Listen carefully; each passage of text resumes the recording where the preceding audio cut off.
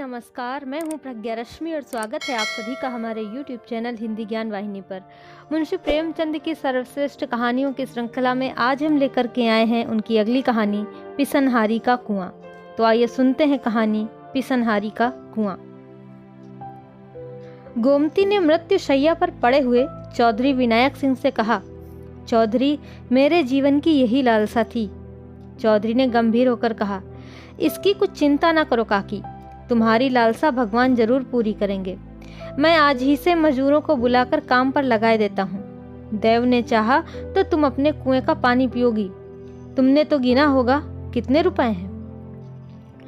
गोमती ने एक क्षण आंखें बंद करके बिखरी हुई स्मृति को एकत्र करके कहा, भैया, मैं क्या जानूं कितने रुपए हैं। जो कुछ है वह इसी हाड़ी में है। इतना करना कि इतने में ही काम चल जाए। किसके किसके सामने हाथ फैलाते फिरोगे।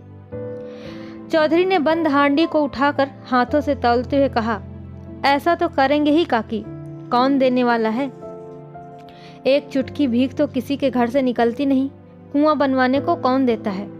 धन्य हो तुम कि अपनी उम्र भर की कमाई इस धर्म काज के लिए दे दी। गोमती ने गर्व से कहा, भैया, तुम तो तब बहुत छोटे थे। तुम्हारे काका मरे तो मेरे हाथ में एक कौड़ी भी न थी। दिन दिन भर भूखी पड़ी रहती। जो कुछ उनके पास था वह सब उनकी बीमारी में उठ गया। वह भगवान के बड़े भक्त थे, इसलिए भगवान ने उन्हें जल्दी से बुला लिया। उस दिन से आज तक तुम देख रहे हो कि किस तरह दिन काट रही हूँ। मैंने एक एक रात में मन भर अनाज पीसा है बेटा। देखने वाले अचरज मानते थे, ना जाने इतनी ताकत मुझ में कहाँ से आ जाती थी। लेकिन बस यही लालसा रही कि उनके नाम का एक छोटा सा कुआं गांव में बन जाए। नाम तो चलना चाहिए, इसीलिए तो आदमी बेटे बेटी को रोता है। इस तरह चौधरी विनायक सिंह को वसीयत करके उसी रात को बुढ़िया गोमती परलोक सिधारी। मरते समय अंतिम शब्द जो उसके मुख से निकले वे यही थे, कुआं बनवाने में देर न करना। उसके पास धन है, यह तो लोगों का अनुमान था, लेकिन 2000 है, इसका किसी को अनुमान न था। बुढ़िया अपने धन को ऐब की तरह छिपाती थी। चौधरी गांव का मुखिया और नियत का साफ आदमी था, इसलिए बुढ़िया ने उसे यह अंतिम आदेश किया था। चौधरी ने गोमती के क्रियाकर्म में बहुत रुपए खर्च न किए। ज्यों ही इन संस्कारों से छुट्टी मिली, वह अपने बेटे हरनाथ सिंह को बुलाकर ईंट, चूना, पत्थर का तखमीना करने लगे। हरनाथ अनाज का व्यापार करता था। कुछ देर तक तो वह बैठा सुनता रहा, फिर बोला, अभी 2-4 महीने कुआं ना बने तो कोई बड़ा हरज है। चौधरी ने हूं करके कहा, हरज तो कुछ नहीं, लेकिन देर करने का काम ही क्या है। रुपए उसने दे ही दिए हैं, हमें तो सेत में यश मिलेगा। गोमती ने मरते मरते जल्द कुआं बनवाने को कहा था। हरनाथ ने कहा, हाँ कहा तो था, लेकिन आजकल बाजार अच्छा है। 2-3 हजार का अनाज भर लिया जाए तो अगहन पूस तक सवाया हो जाएगा। मैं आपको कुछ सूद दे दूंगा। चौधरी का मन शंका और भय की दुविधा में पड़ गया।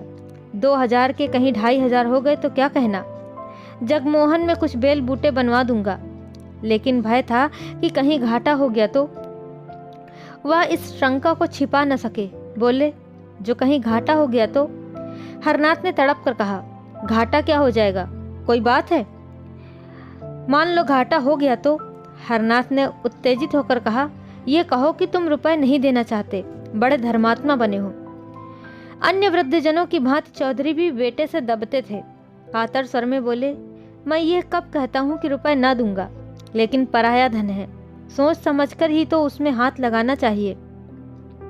वनिज व्यापार का हाल कौन जानता है, कहीं भाव और गिर जाए तो, अनाज में घुन ही लग जाए, कोई मुद्दई घर में आग ही लगा दे। सब बातें सोच लो अच्छी तरह।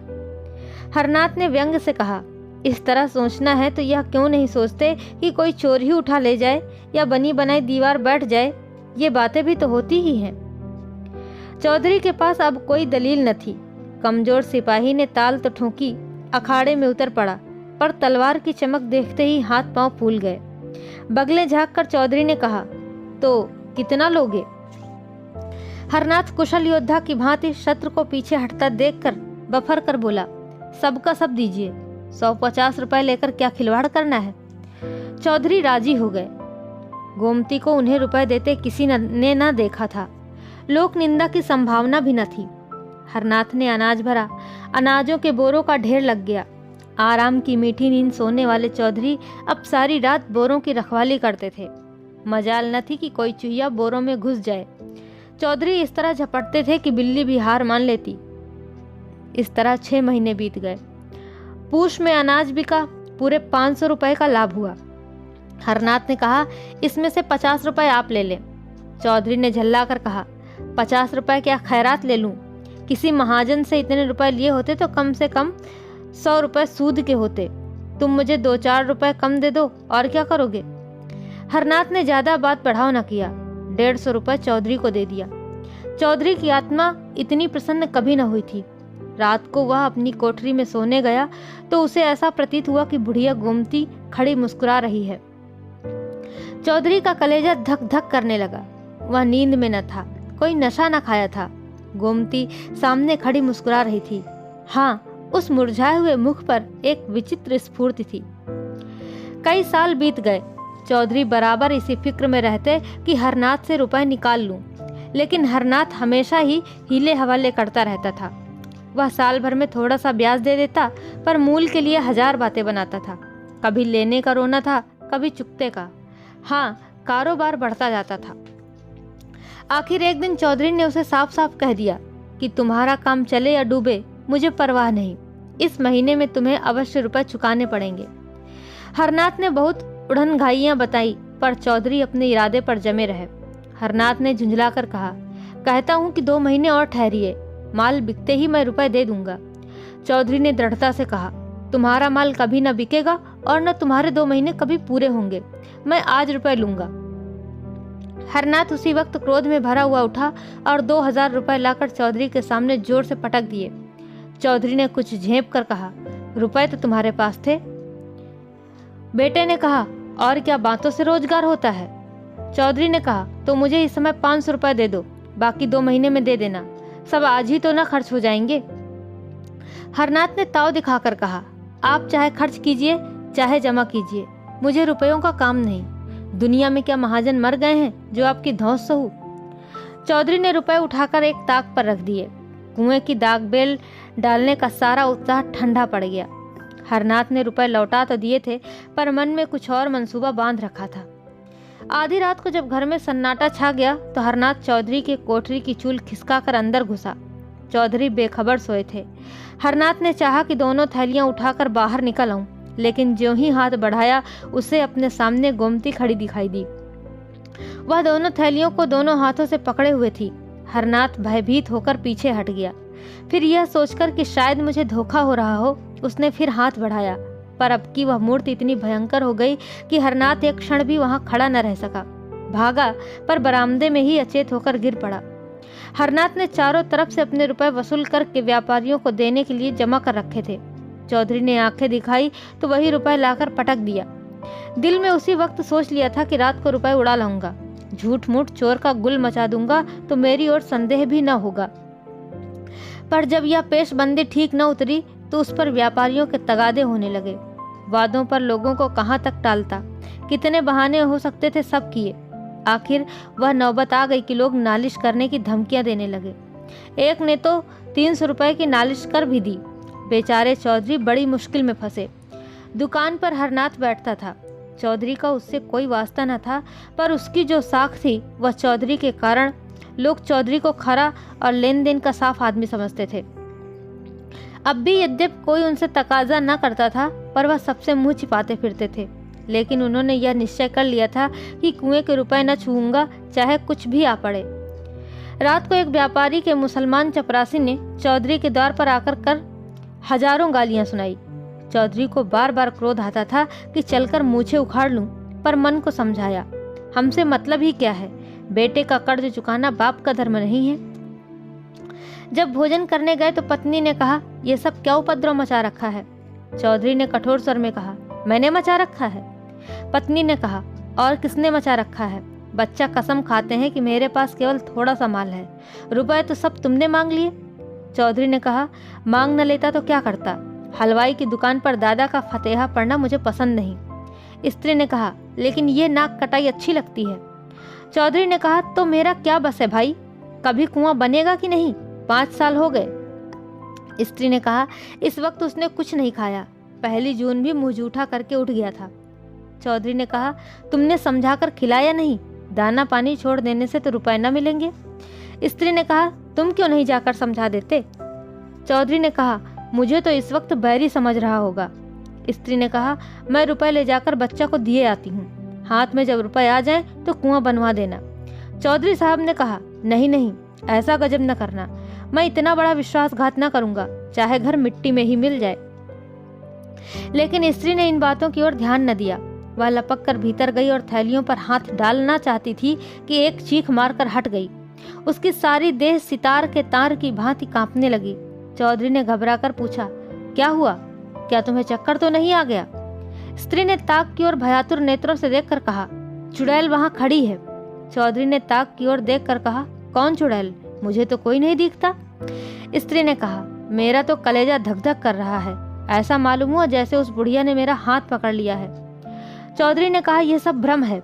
बुढ़िया को मरे 5 साल हो गए, अब तक वह यहाँ बैठी है। स्त्री ने कहा, मैंने साफ देखा, वही थी। बच्चा भी कहते थे कि उन्होंने रात को थैलियों पर हाथ रख के देखा था। चौधरी ने कहा, वह रात को मेरी कोठरी में कब आया? स्त्री ने कहा, तुमसे कुछ रुपयों के विषय में ही कहने आया था, उसे देखते ही भागा। चौधरी ने कहा, अच्छा फिर तो अंदर जाओ, मैं देख रहा हूँ। स्त्री ने कान पर हाथ रखकर कहा, ना बाबा, अब मैं उस कमरे में कदम न रखूंगी। चौधरी ने कहा, अच्छा ठीक है, मैं जाकर देखता हूँ।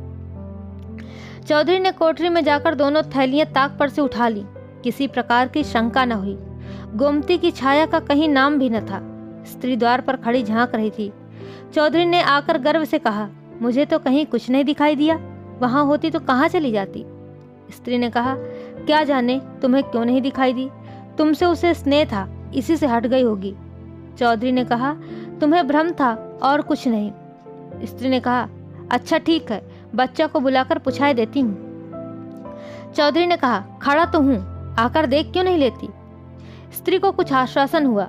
उसने ताक के पास जाकर डरते डरते हाथ बढ़ाया और जोर से चिल्लाकर भागी और आंगन में आकर दम लिया। चौधरी भी उसके साथ आंगन में आ गए और विस्मय से बोले, क्या था? क्या व्यर्थ में भागी चली आई? मुझे तो कुछ न दिखाई दिया। स्त्री ने हाफते हुए तिरस्कार पूर्ण स्वर में कहा, चलो हटो, अब तक तो तुमने मेरी जान ही ले ली थी। ना जाने तुम्हारी आंखों को क्या हो गया है। खड़ी तो है वह डायन।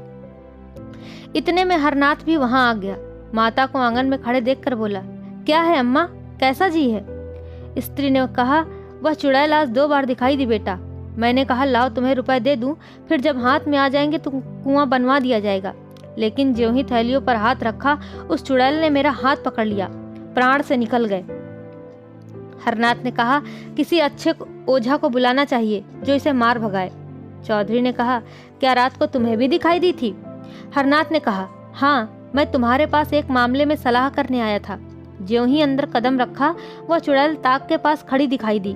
मैं बदहवास होकर भागा। चौधरी ने कहा, अच्छा फिर तो जाओ। स्त्री ने कहा, कौन? अब तो मैं न जाने दूं, चाहे कोई लाख रुपए ही क्यों न दे।